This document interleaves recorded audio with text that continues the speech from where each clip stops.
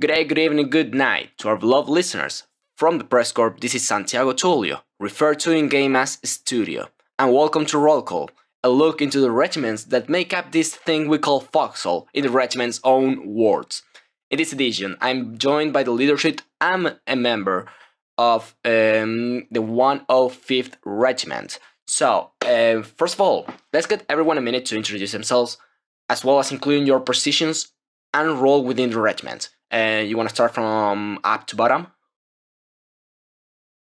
Sure. My name's Arsenal. I am the head spotter for the 105th Artillery Regiment. My name is Spiritus. I am in charge. I'm the regimental chief of the 105th. Arsenal is my second in command. Go-to, right-hand, dependable. Nice. So we have here a spotter and the leader. But first of all, let's talk about your regiment, the 105th. Why did you guys choose the 105th or the 105th Regiment as your regimental number? Is there any reason behind that name? Not actually. I chose 105th because I sounded cool at the moment. It has caused a few issues over the time, which has made me consider changing it. But at this point, it's become what we are, and people would stop recognizing us if we changed. Like you mentioned some issues. What can you share? Well, there's a warden 105th that also exists. So we aren't too happy about that. I mean, they may have existed before us, but we are more deserving of the name, as you understand. So have you had any interactions with this 105th, with the warden one? They occasionally they're a more mercenary regiment from what I can understand. They sometimes switch sides. I've had people call out to me like talking about the regiment stuff, and I'll point out that I'm in a different regiment. They'll be like, "Oh, yeah." Oh, okay. Anything else? Oh, sorry, I just got you. I don't know. I haven't seen them on in a while though, and I haven't received any reports. So maybe we've scared them off into going somewhere else. At one point, we wanted to hunt them down to, secure the name for ourselves, but just a whole operation of hunting down the other 105th. I think they disbanded with Shard 2, unfortunately. So no, they're in Shard 1 now. Oh, they are in Shard 1, really? Yes. I mean, the whole they were on Shard 2. Okay, the whole thing, the whole server is just a Shard 1 now. So now let's see who wins this war in the 105th war. So about the colonials, why did you guys choose the colonies as your main faction? Have you ever been in the warden side before, or what's the deal here? I've always been a hardcore colonial, and we've met on the colonial side. So for that reason, like a lot of the regiment sticks with the colonials. At this point, we've sort of become a colonial staple. I think there have been some discussions, Arsenal, I think, with regards to doing a one-time war event on the warden side to get a feel for what it was. But I think we also discussed that if we do go warden, it will only be on Shard 2 and not Shard 1. Like that same discussion as well. Okay, you were on the okay. When did you guys start? Because you're talking about Shard 1 and Shard 2, and when did you? At what is like the origins of this regiment? Like, is there a date? The regiment was founded during War 23 on Shard 2.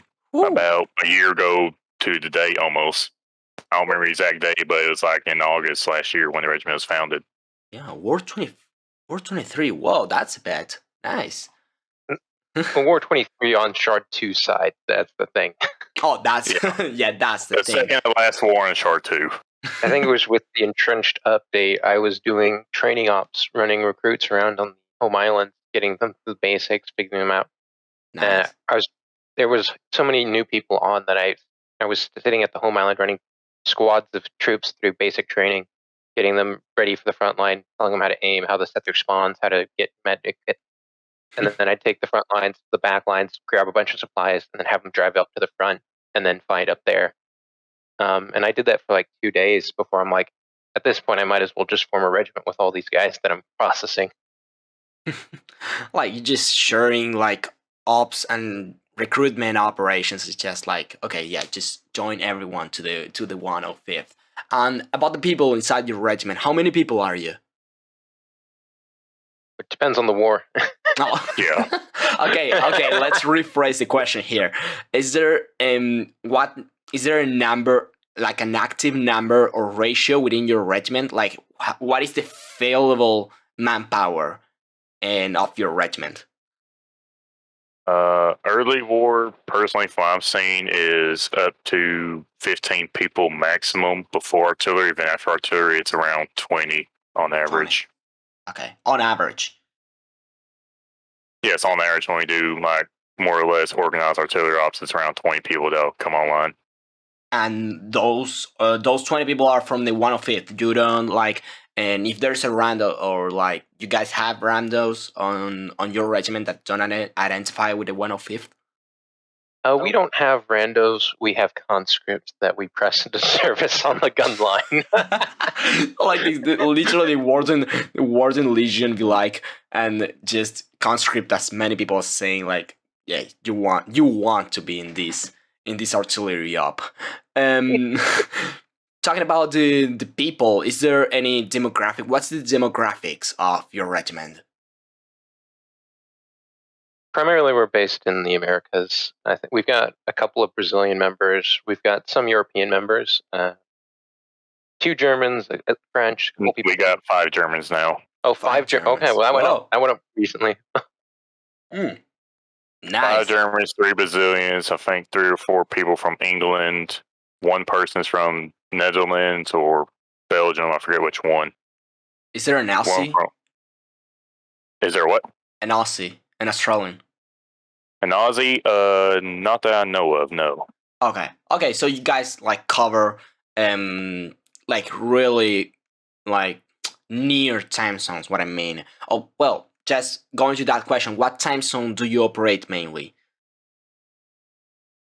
No, I try and. It's always a conflict between arranging things earlier in the day so we get more European players on versus later in the day when more of the the core of the 105th is going to be on, and it's a bit of a struggle for arranging it. I try and be as early as possible while still getting the bulk of our manpower necessary to operate the guns. Okay. Early in the operation. Oh, okay. Usually like ops will start around, and we usually go off of Eastern Standard Time in the afternoon. Yes. But I occasionally, depending on the day and whether or not I'm busy, I try and run things early in the day for the Europeans, but not too successful with that. Unfortunately, life gets in the way. Okay. So guys like do everything on the at day. What you're saying. For example, you don't guys do like operations at night. So it's super weird to encounter a regiment that does these kind of operations super early in the morning because many members have like a school, university, like I don't know. You guys do like doing things in the morning? Well, no. So like we usually do things in the afternoon on okay. East Coast time, but I try and do things. I can try and push things back a little bit more into early afternoon, if that makes sense. Yeah. So, I mean, I think probably ideally would be 3 p.m. and would be more ideal for a lot of our European players. But that doesn't stop the European players from staying up later if they need to, if they're having fun on the operation. Yeah, it really depends. That's the thing, to have fun. Like that's the main thing about Foxhole. Well, you about your regiment right now. Does your regiment have internal subdivision? Is there like a company of players constantly doing specific jobs? Like I don't know, maybe a group of people do logi all the time. Another group of people do like transports, and another one do like specifically infantry, etc. Do you guys have that? Officially, no. Unofficially, yeah. Some people actually get together, do logi or do frontline. Got a couple people that enjoy doing tanks. But officially, we do not have like separate groups that do specific stuff. Okay. When the 105th first formed, there was a lot of discussion about how we're going to structure the regiment and how it would be best or organized in order to be so that we could do the best RDing job that we could. But what we quickly found out was that player engagement would shift. Sometimes not everyone's going to be up to scrapping, constantly day after day after day after day. And on the same time, people don't necessarily want to always be moving shells from guns or driving in a truck from the back to the front. Yeah. So those sort of conflicts quickly made us realize that trying to assign specific roles to individuals was never going to really work out. And while I did make some efforts to try and get more people into the logistics sector, the truth is that like a lot of people, it's not engaging for a lot of people. So you like doing this specific stuff, like only artillery is like the only thing that you guys enjoy the most, so you focus on that maybe. Artillery is the 105th bread and butter. Yeah. We don't. That's not to say that we don't do arty ops. Early in the war, we often, like a lot of us, hop on to help pull to create the initial stockpiles that we need for later on in the war. Yeah. And then afterwards, then a lot of them will go up to the front and fight. While only a few members maintain the stockpiles and like keep it filled up after the fact. A couple days ago, we put out a call so that we could get sulfur harvested for 150s and 300s. Nice. Whenever those get collected. But Nice. like we'll do stuff, but they'll be one-off, and not everyone will show up. Not nearly the numbers of people that will show up for an actual combat op where we're trying to take ground, which is fine because you don't necessarily need everyone in the rear every single day. Yeah, you just need a couple of those, like just to a couple of dedicated scrappers can supply a regiment, which is something that I've learned.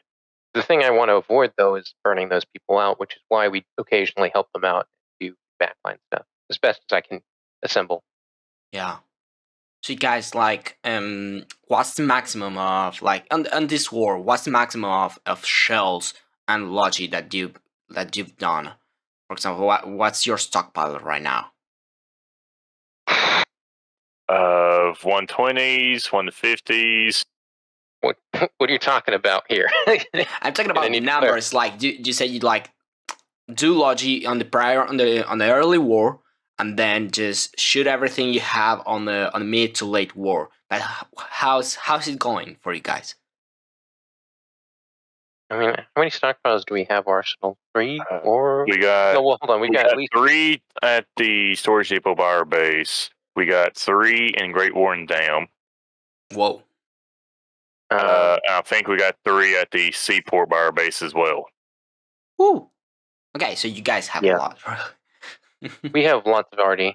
Nice. Which is why I say we don't necessarily need having everyone doing scrapping all the time, because sometimes just burning through those shells can be a job in and of itself, which is fine. What's the longest we've done in consistent shelling, Arsenal? What's the longest we've been able to sustain a book? Wait, constant artillery barrage? Yeah. 13 hours straight. Woo! That's a hell. That's hell on good old Lockheed. Good old That's bridge hell fight. on earth. Woo. So, moving on here. Does your regiment have any official mottos, symbols, or like songs? Or what do you think your regiment is known for, apart from artillery, obviously? You want to answer that one, Spiritus? We don't actually have an official motto. We've got a couple unofficial ones that are floating around. One of the ones that came up early on was, what was it, 120? Like how many shells in a minute for your money back? It was in 5 minutes. It was 500 shells in 5 minutes or less. That's a nice. Yeah, so that was one of them. Yeah. The one that I've been trying to push for was 5 miles behind, but that one's less popular. And about symbols, like the artillery piece is your main symbol at 120? That's the icon that 105th recognized, because that's our primary armament. It's the one we get. It's the RDA that we get access to earliest in the war.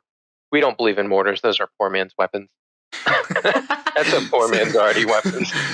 Fuck the mortars. Just we doing the 120s here. So, what about traditions? Do you share traditions with other regiments, or like, do you have your own traditions? Like before artillery, what you guys do before doing artillery barrage? We don't. We gather up. We drive up to the front. We unload the guns. We don't have very many ceremonies. Oh, Though recently, there has been some interesting developments on that front. really? You Like talking about what I told you yesterday? Yeah. We 105th, when the 105th goes to war, on the wars that the 105th is active, we set up an HQ, what we call an HQ, a bunker base, to Okay. protect the supply lines. And we usually set it up on a supply route or somewhere crucial to the front.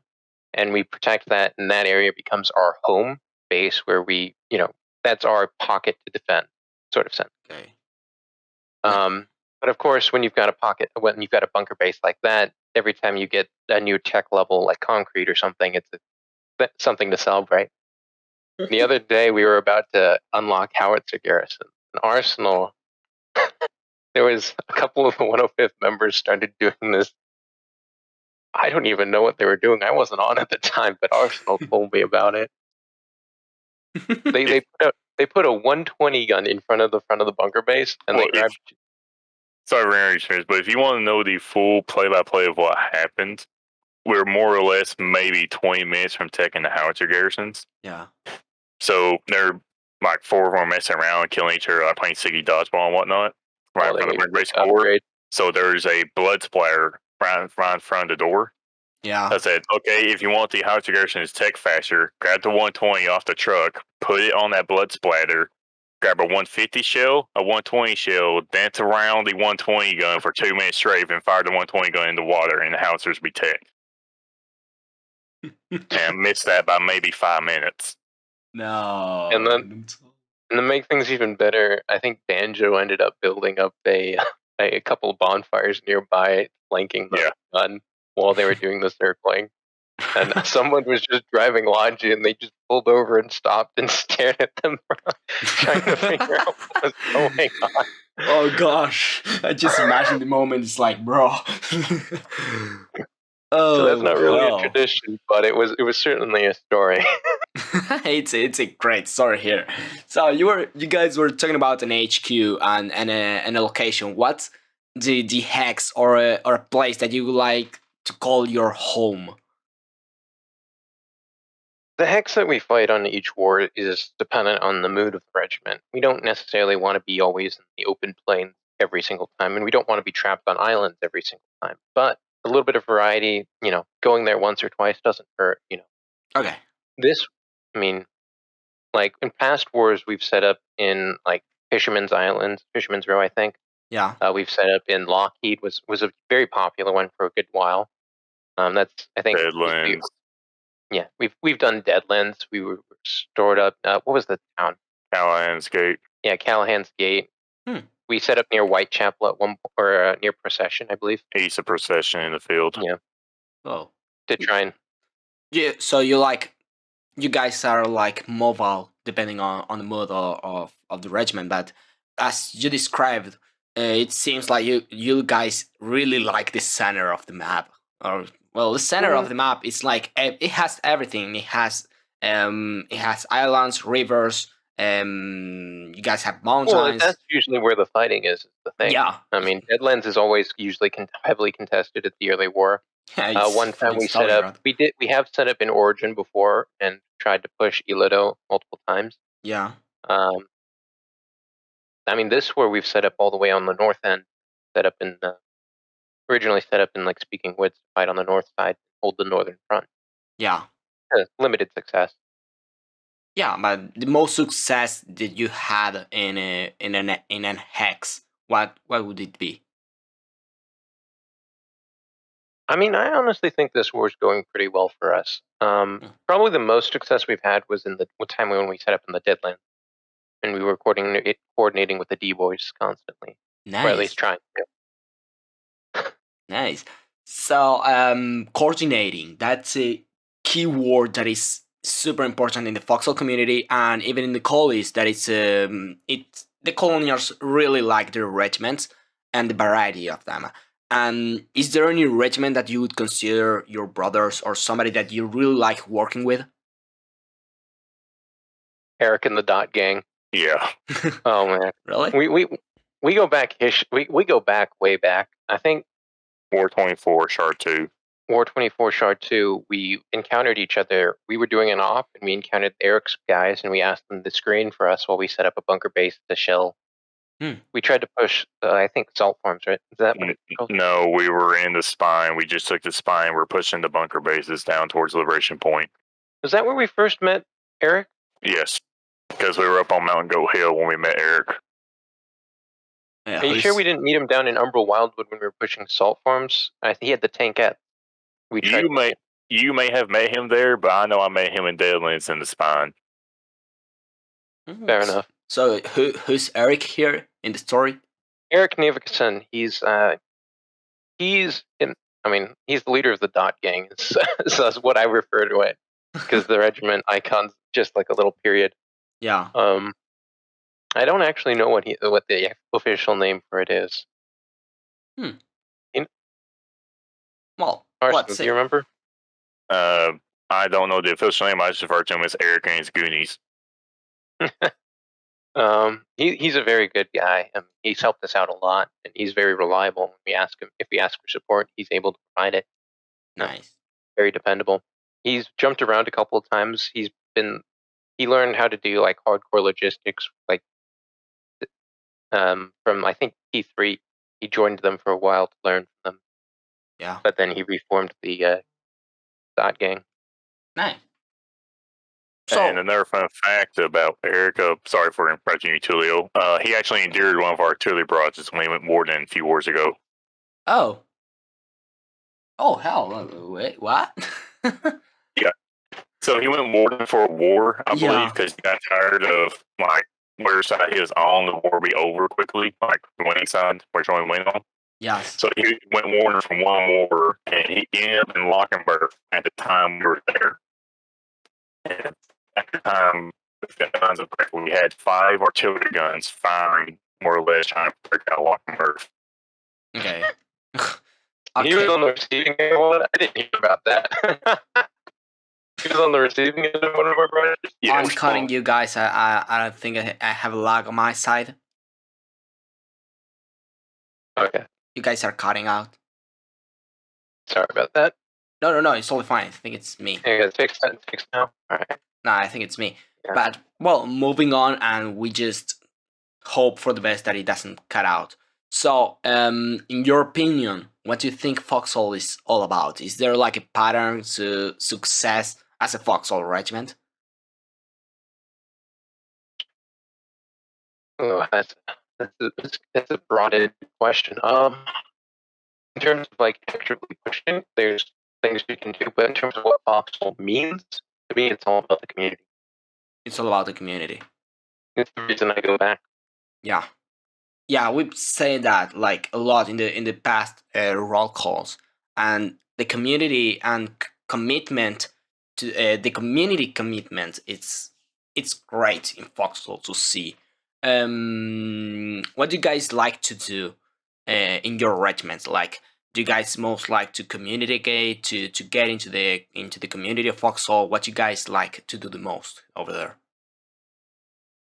Well, I mean, the 105th is a community of itself, and so a lot of times we'll sign on, we'll hang on Discord together, just chat while we're doing logistics, or when we set up a gun line, and once everything's flowing, we'll chat, discuss, and have fun while we shell the wardens to smithereens. Yeah. I mean, Arsenal, is there anything you'd like to add to that? No. No, and nothing else. Well, just moving on. Well, just closing up a little bit, but talking about Foxhole in general, what's the one thing that you could change, add, or remove to Foxhole? Dev bias towards the wardens. Dev bias?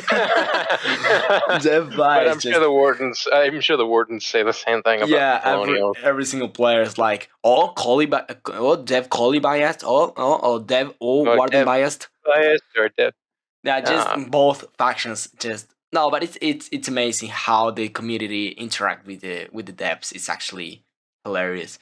But on a more like as on objects, what would you like change or add or remove?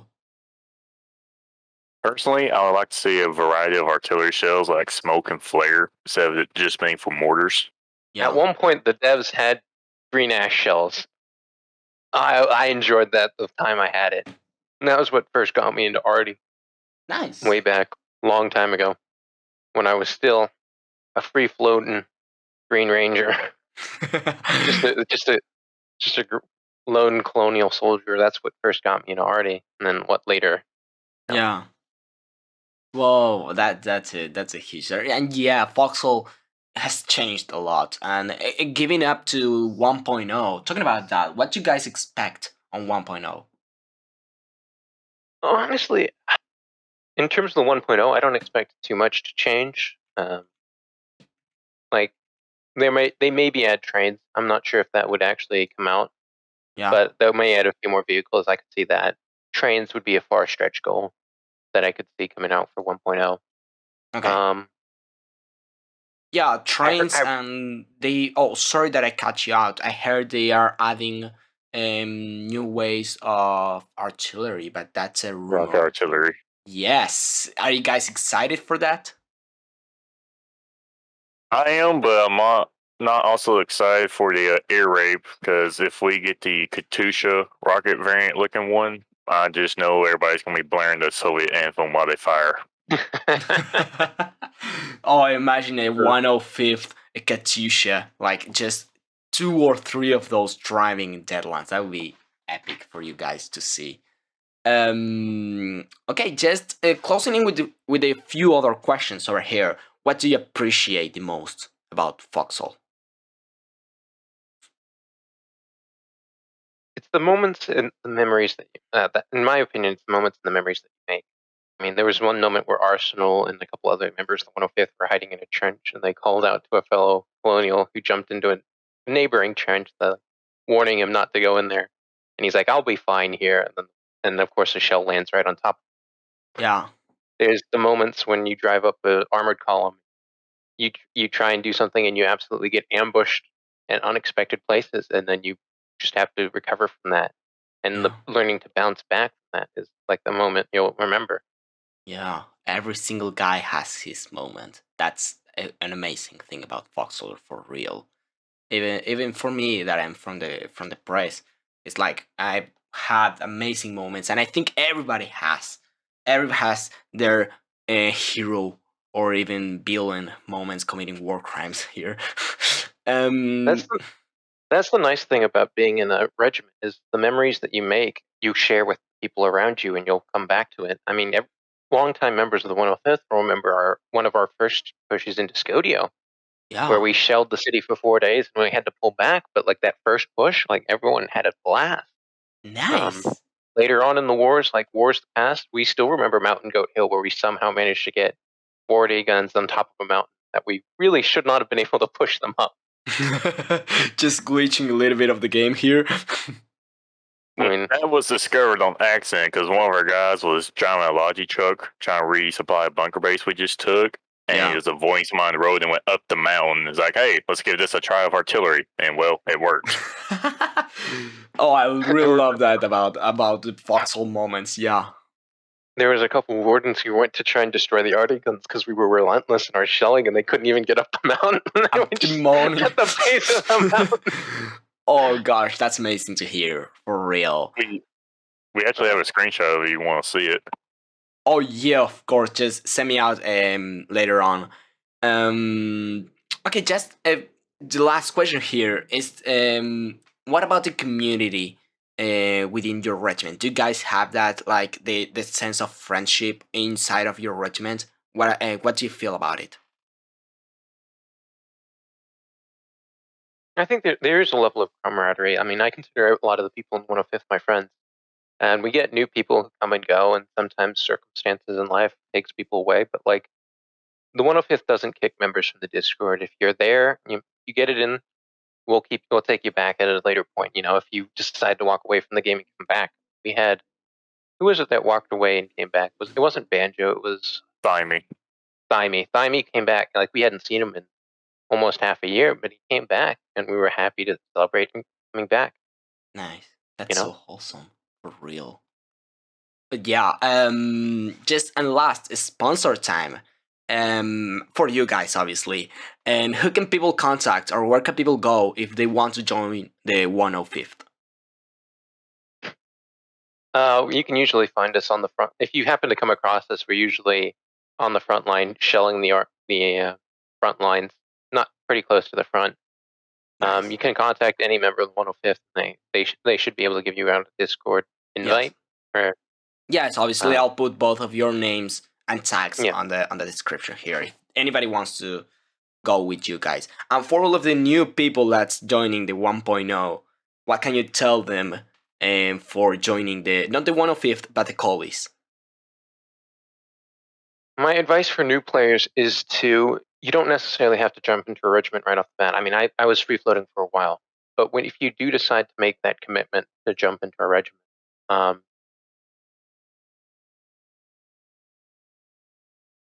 don't go in expecting to make. I mean, if you do form a regiment, take your time with it. If you join a regiment, take a moment to learn the people there. If you're wandering around on the front lines by yourself, interact with the people around you. Like, the interactions that you make within the game with the other people is what makes Foxhole Foxhole. It's the moments when you're sharing a foxhole and you're trying to survive the artillery barrage. The moments when you call for a charge and everyone surges out of the trenches with you across the bridge and to the other side. It's the moments when you get absolutely shredded by a warden push when they push with 12 tanks and you've just got machine guns and RPGs and you're trying to hold the line. Those are the moments that make Foxhole Foxhole, and those are the moments that stick with you. Nice. It's wholesome for you to say that. Any other words and last sentence that you guys wanna say for this? No. Just a simple PSA. Remember to supply your bunker bases after you build them. Yes, The K will agreed. fill it 2 days after the push, and then the wardens will take it all back. Supply it. Give it some G subs, please. And Remember, fortify your guys. gains. Remember, guys, just keep the supply flowing. Join Logi. I don't know, but keep the supply. So, I mean, sorry. you don't have to be hardcore dedicated. I mean, but at least produce like the G subs and B subs if you have a moment, because other people will take a full advantage of them if you make them and drive them up to the front. Yeah. And their thing is fortify what little gains you make, because that could make a turning point later on. Nice. So, guys, that was all. Really, thank you guys for taking the time for this. It was really cool. Thank you. Now, for I appreciate it. For the press corps, this was Santiago Tullio, also referring game as Studio. Good night and good fight. The Press Corps is a non-profit creative collective of artists, reporters, and players from the MMO video game Foxhole by Siege Camp. Our mission is to engross our audience in and amplify the stories of this unique war ecosystem. The Press Corps was founded in early 2018 by former PlanetSide 2 Radio Free Araxis host Captain-in-Arms. It is a separate community entity and is in no way representative of Siege Camp. For more information, visit the Press Corps Discord through the link below.